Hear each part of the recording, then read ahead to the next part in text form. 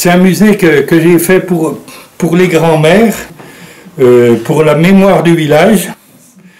Tous les villages autour, ils ont une spécialité.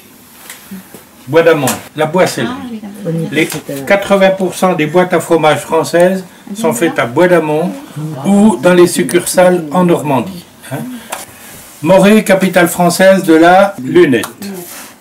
Bon, il s'en fait plus beaucoup, toutes les usines ferment. On taillait l'hiver avec la machine, la tournette là-bas, et puis on passait l'hiver à faire des grosses. C'est 12 douzaines, 144 lunettes, oui, voilà. Saint-Claude, capitale française de la pipe. La pipe est le diamant. Ah oui. La taille du diamant à Saint-Claude. La Moura, c'est Moncel, un petit peu plus haut que Saint-Claude. C'est une autre taille, c'est la taille du lapidaire, c'est la taille des pierres précieuses. Voilà. Alors la boîte à fromage, la lunette et la taille du lapidaire. Voilà. Donc j'ai dit les Rousses, on n'est pas plus bête que les autres, on doit bien être capitale de quelque chose. Mais c'est pas le tout de vouloir faire un musée. Il faut mettre quelque chose dedans. Quand j'étais jeune, à 11 ans, je suis parti en 6e. Alors ils m'ont mis à Saint-Claude. Et puis là, j'ai eu de la chance, c'est que je chantais très bien. Il y a la cathédrale, et je suis devenu choriste, le premier choriste à la cathédrale. C'est vrai que quand je revenais à Rousse, toutes les pépés, les mémés venaient m'écouter chanter à l'église. Je vous dis ça parce que 40 ans après, ça m'a servi énormément, ça. Quand je suis arrivé chez les pépés, chez les mémés, avec mon camion pour expliquer mon projet, tout ça. Alors, les mémés m'ont ouvert cave et grenier, et c'est comme ça que j'ai fait une collection il y a 35 ans, que j'ai commencé, extraordinaire. Je dis extraordinaire. Et actuellement, si je faisais ça, il n'y a plus rien. C'est combien que j'ai de vieilles paires de ski? 700 paires. Wow. Ça fait, je pense, le premier ou le deuxième musée du ski de France. Il y a probablement la collection Rossignol à Grenoble, au musée dauphinois. Mais eux, ils récupèrent dans le monde entier, ils doivent en avoir plus que moi. Mais moi, j'ai récupéré là où il fallait, dans le premier village qui a eu le ski. Et comme on a une des vieilles familles des Rousses, les mémés m'ont donné volontiers. Je dis les mémés parce qu'il y a plus de mémés qui subsistaient que de pépés. Et quand je rentrais dans une grange, je regardais tout de suite dans les poutres, sur les tas de foin. Les tas de foin avaient descendu jusqu'au sol, mais les poutres étaient restées en haut, et des fois je voyais 15 paires de skis dans les toiles d'araignée. Et j'avais mon échelle, bien sûr, et c'est là que, en une année, j'ai récolté des trucs fantastiques, quoi, En 1900, le maire du village, c'était Félix Péclet, c'était un vieux garçon. Puis comme beaucoup de vieux garçons, il n'aimait pas se faire à manger. Donc il a trouvé la solution, tous les midis, il mangeait à l'Hôtel de France. Il mangeait tranquille. Tout d'un coup, il voit un gars qui rentre dans le hall de l'hôtel. Pèlerine, sac à dos, chapeau. Et 2 bouts de bois comme ça, qui posent dans le hall de l'hôtel. Je peux vous poser une question. Qu'est-ce que c'est que les bouts de bois que vous avez posés dans le hall? Puis le gars, il dit, comment vous ne connaissez pas, avec son accent, mais ce sont des chis. Et qu'est-ce que vous allez faire avec vos chis? Ben je vais, vous voyez, je vais aller chier à la donne. Mais c'est vrai, la racine chi, si vous parlez italien, faire du ski en italien, sciare. Faire du ski en allemand, Skifahren. La racine chi, c'est la racine de base. Bon, en France, on a vite compris qu'on ne pouvait pas garder cette racine. Et on l'a changé le H en K et le chi est devenu le ski. Et voilà comment la première paire de skis est arrivée aux Rousses en février 1900. Elle est arrivée dans 2 autres villages français la même année. Elle est arrivée à Chamonix avec le docteur Payot. Et regardez la photo en haut, au milieu, vous voyez des militaires. Le capitaine Clerc est nommé à Montgenèvre, au-dessus de Briançon. Et sa femme lui dit, Montgenèvre, 6 ou 7 mois de neige, 1600 mètres d'altitude. Elle dit, ben, on va passer par Genève, et là je vais t'acheter une paire de skis. Il est arrivé à Montgenèvre avec une paire de skis. Ce qu'il faisait la semaine en raquette, il l'a fait le samedi-dimanche en ski. Il a très vite prouvé à l'armée française qu'il fallait laisser tomber les raquettes du fait que les Italiens en face avaient déjà, eux, le ski.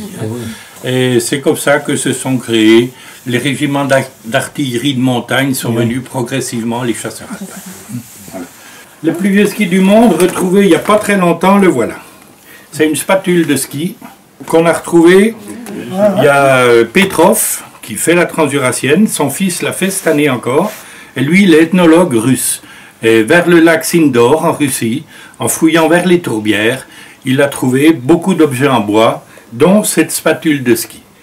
Alors que jusqu'à sa découverte à lui, les plus vieux skis, ils n'avaient pas 8000 ans, ils avaient 4500, 5000 ans au maximum. Et voilà à quoi ils ressemblaient. Le premier skieur français connu, c'est lui, de Lesseps. C'est pas Ferdinand. Ça doit être un de ses ancêtres qui faisait partie de l'expédition La Pérouse. En arrivant au Katchamka, La Pérouse, il a posé de Lesseps en lui disant « Ramène à Louis XVI déjà tout ce qu'on a trouvé ». Mais voilà le premier skieur qui a dû traverser la Russie pour ramener à Louis XVI jusqu'à Nansen, qui en 1888 a fait un truc que personne n'avait jamais fait, traverser le Groenland de part en part. J'ai pas trouvé que des skis. J'ai trouvé des luges, j'ai trouvé des traîneaux, j'ai trouvé des bobsleighs, pas trop chez les grands-mères, mais des snowboards. Vous avez dans ce musée la plus grosse collection de snowboards françaises. J'en ai 360, tous neufs. Pourquoi? Parce que la seule usine était aux Rousses. C'était l'usine Grand Chavin, qui a arrêté de faire des skis en 85 et qui s'est mis à sortir le premier surf, le 160, en 86. Et à partir de là, il est passé de 8 ouvriers à 80 ouvriers en 2 ans. Toutes les semaines, j'allais visiter leur usine avec mes classes. Ils me mettaient de côté tous les surfs. Et chaque semaine, j'ai ramené pendant 15 ans 5 ou 6 surfs sous les bras. Ici. Voilà. Rossignol a racheté l'usine, est resté jusqu'en 2002 aux Rousses. Et en 2002, ils sont partis fabriquer en Espagne, où ils ne fabriquent plus d'ailleurs. Et qu'est-ce qui reste de fabricants de snowboard en France? Peut-être Salomon, qui en fait quelques-uns, mais je ne pense pas. Devant nous, une salle extraordinaire. Au début, une luge. D'accord. Ensuite, une grande luge pour pouvoir mettre 5 ou 6 gamins dessus. Avec une luge devant qui dirige un petit peu. Puis après, on a dit, ah, c'est pas bien pratique, ça, si on mettait un volant devant. Donc, on a allongé la luge, puis mis un volant. Ça pourrait toujours mettre 5 ou 6 gamins. Puis après, on a dit, ah, si on pouvait faire ça pour les adultes. C'est comme ça que les bobs ont été créés en 1904. Et ça, c'est un bob de 1905. C'est un des tout plus vieux bobs français. Je vois un tas de foin comme ça. Puis contre le tas de foin, un bob rouge qui est appuyé. Alors j'accorde. Puis le pépé me dit, il est beau, hein? Mais, ouais, il est beau. 1920 à peu près, je lui dis, oui. Ben toi, ça c'est le bob de mon père. Ben le bob de son père, on le donne pas, on le garde. T'as vu le tas de foin? Oui. Pose ton anorak, tu prends la fourche, t'enlèves le tas de foin et je reviens dans 2 heures. Le pépé arrive. Il y a quelque chose là, c'est avant le plancher. Et ça doit être une partie avant là. Puis alors là, je le vois qui dégage, puis qui se retourne vers moi. Ah! Je savais bien qu'il était là, mais j'en étais pas sûr. Je dis, qu'est-ce que c'est? Tu viens de retrouver le bob du grand-père. Eh bien, il m'a dit, puisque tu l'as découvert, tu peux l'emmener. Et le bob, je l'ai ramené ici, dans mon camion, je l'ai mis à la fontaine, je l'ai lavé. Et sur les 4 patins, il y a marqué sans garantie. Et tous les bobs, ils avaient un nom à l'époque. Alors, je vais vous donner un certain nombre de noms. Voilà, par exemple, le Rapide. J'ai une course là. C'est le Rapide qui avait gagné. Probablement cette course, d'ailleurs. Le Rapide, le Rafale, l'Éclair, le Cyclone, le Vas-y, le Tant que ça peut, le Tourbillon, l'Ouragan. J'ai 6 ou 7 ou 8 bobs. J'en ai 4 qui ont un nom. J'ai le Sans Garantie, j'ai le Mort Subite, j'ai l'Avalanche et j'ai l'As. Vous voyez, hein? Et ici, une pièce probablement unique au monde. Il y en avait 2 ou 3 en France, mais les autres ont été démolis. Un bob à hélice. C'est un gars qui était pilote d'avion pendant la guerre de 14. Il dit, je peux ramener 2 moteurs, 2 hélices. Je vais fixer ça sur un bob. Ce moteur-là, c'est le même moteur que Blériot a traversé la Manche en 1908 ou 1909. Et ce moteur, il vaut une fortune. Je voulais un bob plus moderne. C'est le bob champion olympique de Grenoble en 68. Le bob, il n'était pas rouge. C'était les Italiens qui ont gagné avec le bob bleu. Voilà. Et c'était Eugenio Monti. On l'a racheté 8 ans après, en 76, on l'a repeint en rouge, mais c'est bien un des 3 bobs italiens. Les Italiens avaient 3 bobs et 2 équipes. Mais voilà, un des plus vieux bobs français, le seul bob à hélice français, le bob champion olympique français. Vous voyez, c'est pas mal. Voilà. Bon, maintenant, on va passer rapidement dans cette salle. J'ai mis un petit peu les animaux qu'on peut voir ici, quelques surfs, et puis on va aller voir les skis. Vous voyez les VR17 là-bas. Une paire de VR17. Et qu'est-ce que c'est ces VR17? Ben, c'est les skis de Jean-Claude Killy. Ça, c'est un ski qu'on a fait pour les fameux Jeux Interneige avec Guy Lux et Léon Cypre. On avait fait des skis comme ça pour amuser les touristes. Hein. Des skis qui allaient dans les 2 sens. Bon, ici, premiers Jeux Olympiques d'hiver, 1924, Chamonix. La course militaire de ski avec tir. Biathlon. Par équipe. Hein, Martin Fourcade et compagnie. Hein. Ils auraient dû faire 2e. C'est pourquoi ils ont fait 3e. Ils tiraient à 200 mètres, debout, avec des fusils de chasse. 200 mètres. Sur les 20 balles, les Français en ont mis 2, je crois. Hein. Les Norvégiens qui ont fait 2e, ils en ont mis 5 ou 6, parce qu'eux, ils se sont mis à coucher dans la neige, ils ont croisé leur bâton devant, et ils ont posé le bâton. Et ça, c'était pas précisé dans les règles. C'était les premiers jeux. Hein. Donc, ils ont mieux tiré que nous, et à cause de ça, ils ont gagné. Et le genre de médaille, c'était souvent des skieurs avec un seul bâton. Et quand vous voyez des skieurs avec un seul bâton, ça veut dire que c'est avant 1910. Les 2 bâtons sont arrivés en 1909-1910. Ouais. Voilà. Bon, ça, c'est une surchaussure. La chaussure est dedans. Hein. Comme les guêtres. Oui, c'était les guêtres de l'époque. Ça, c'est la raquette haricot, faite pour l'armée française en 39-40. Le facteur du village. Et il a mis un crochet sous sa chaussure et il a mis une lamelle devant et sans se baisser, il avait inventé la fixation moderne de ski de fond 20 ans avant tout le monde parce qu'il en avait besoin. C'était de la contrebande, il vendait 10 fois plus cher en France, il transformait en pièces d'or ou c'était souvent des pierres précieuses. Ils allaient les chercher à Genève, vous verrez à la fin, ils les taillaient l'hiver.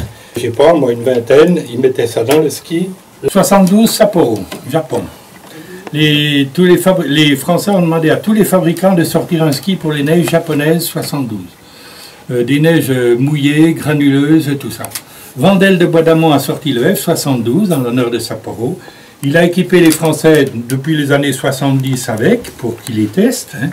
Les Français faisaient des miracles avec ces skis. Eugène, il a dit, d'accord, je vais bien faire des skis, mais il faut d'abord que je trouve le bon bois. Et finalement, il en est arrivé à ce bois-là, qui est le frêne. Le frêne. Bon. Bon, quelques skis alpins, là, j'en ai mis. Hein, vous qui avez fait du ski, vous devez vous rappeler des VR, VR7, VR17.